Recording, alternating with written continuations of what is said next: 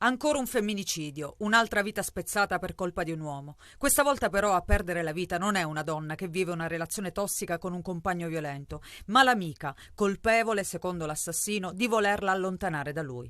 La morte di Cettina De Bormida mette in evidenza l'aspetto più ricorrente nei casi di violenza di genere, la paura di perdere la persona amata per colpa di altri. Questo caso ha palesato quello che invece succede molto spesso, perché chi sta accanto alla vittima è ritenuto responsabile di questa presa di coscienza. È un po' anche quello che accade agli operatori dei centri antiviolenza. Anche noi riceviamo delle minacce, anche noi siamo nel mirino degli uomini violenti, no?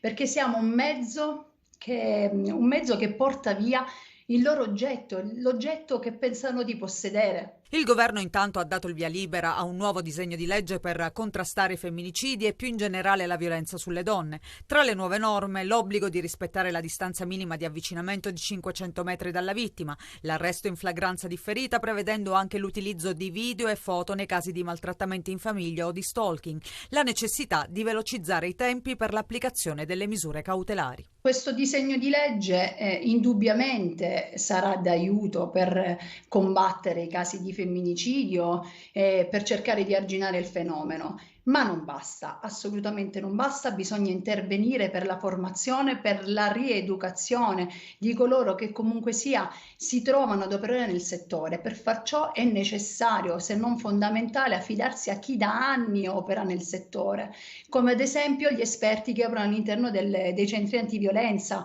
La prevenzione per le associazioni antiviolenza deve essere intesa innanzitutto come cambiamento culturale. È necessario intervenire nell'educazione, nella formazione, nella sensibilizzazione per arrivare ad evitare questi atti estremi. Con la morte di Cettina De Bormida sale a 50 il numero di donne uccise dall'inizio dell'anno. Di queste 42 sono vittime di femminicidi, con una media di 8 casi al mese. Seggi aperti dalle 7 di questa mattina in 4 comuni siciliani per il turno di ballottaggio per le amministrative. La sfida principale è a Siracusa, unico capoluogo al secondo turno. Al voto anche Aci Reale, Aci Sant'Antonio nel Catanese e Piazza Armerina nell'Ennese. Gli elettori chiamati alle urne sono poco più di 186.000. Solo a Siracusa gli aventi diritto al voto superano i 102.000.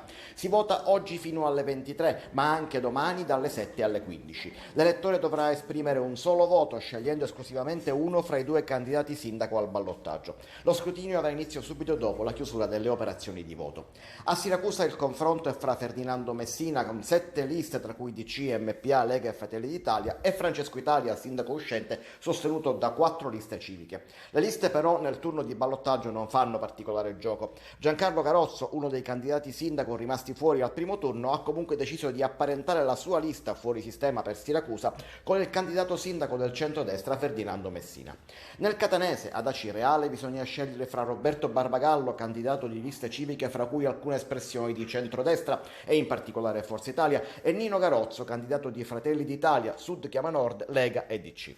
Ad Aci Sant'Antonio si sfidano Quintino Rocca e Giuseppe Santamaria, il primo candidato civico, il secondo sostenuto dalla DC e da Forza Italia. In provincia di Enna al ballottaggio invece c'è Piazza Armerina. Il sindaco dovrà essere scelto tra Nino Cammarata, sostenuto da UDC e Fratelli d'Italia, e Massimo Di Seri, che vede l'appoggio di DC, Forza Italia e Sud Chiama Nord. Quello che state vedendo è il primo e più grande parco agrivoltaico realizzato in Italia. Si trova in Sicilia, a Mazara del Vallo. L'obiettivo è di produrre energia pulita e nel contempo coltivare i campi per far crescere viti e olivi, ma anche mandorli e piante aromatiche, quindi costruire impianti senza rubare suolo all'agricoltura e al paesaggio. L'impianto di Mazara del Vallo è dotato di una tecnologia di ultima generazione che consente di catturare dai terreni circostanti sia la luce diretta che quella riflessa, agevolando in questo modo la produzione di energia. L'impianto agrivoltaico è un impianto fotovoltaico, la differenza è che l'impianto fotovoltaico tradizionale cerca di massimizzare la produzione fotovoltaica. Nel caso dell'agrivoltaico si scende a un compromesso, si riduce il potenziale fotovoltaico sfruttabile all'interno di questo campo e si vanno a installare i moduli in maniera più ragionata, spaziata, consentendo al campo di ricevere radiazione solare e quindi di mantenere una produzione nel tempo e non perdere la vocazione agricola che nel campo, diciamo, nel caso fotovoltaico sarebbe stata completamente compromessa. La Sicilia quindi in prima fila nel processo di transizione energetica. Sono già tanti i campi fotovoltaici che stanno nascendo infatti sull'isola. Abbiamo scelto la Sicilia perché tra le regioni italiane è quella forse con il maggiore potenziale di sviluppo fotovoltaico. Ha un irraggiamento solare tra i più alti in Europa, che la rende paragonabile per esempio alla Spagna o alla Grecia, e questo ovviamente è importantissimo quando si vanno a realizzare parchi fotovoltaici. In più all'interno ha un territorio non particolarmente antropizzato, quindi lo sviluppo di impianti non disturba la presenza umana, e infine, diciamo, ci consente anche di utilizzare territori particolarmente pianeggianti, che nello sviluppo di impianti fotovoltaici ovviamente rende l'impianto più fattibile, più facilmente realizzabile. Tanti player delle energie rinnovabili sono qui per costruire insieme a noi una partnership pubblico-privato in grado di generare valore per le imprese e in grado di fornire le energie rinnovabili che servono al sistema paese e soprattutto anche di generare valore sul territorio. Insomma, una Sicilia sempre più green.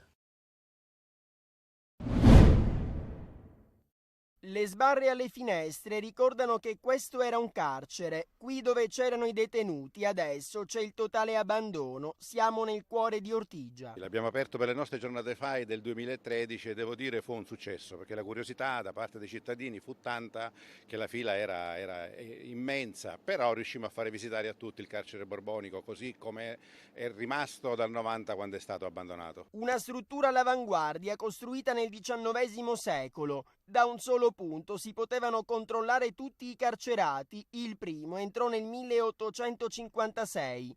Poi, nel 1990, il terremoto di Santa Lucia rese l'edificio inagibile. Da allora ad oggi il degrado la fa da padrone. Ci sono stati dei crolli interni, è crollata la palizzata questa che doveva in qualche modo tenere lontani gli abusivi, chi entra dentro, quindi oggi è in totale abbandono, porte aperte e non c'è nessun controllo. La proprietà è del Libero Consorzio, che più volte ha messo il vecchio carcere borbonico all'asta, tutte andate deserte. È andata all'asta ed è messo in vendita e non può, secondo noi del FAI non può essere un bene di questo genere messo in vendita perché è un monumento, è un bene culturale.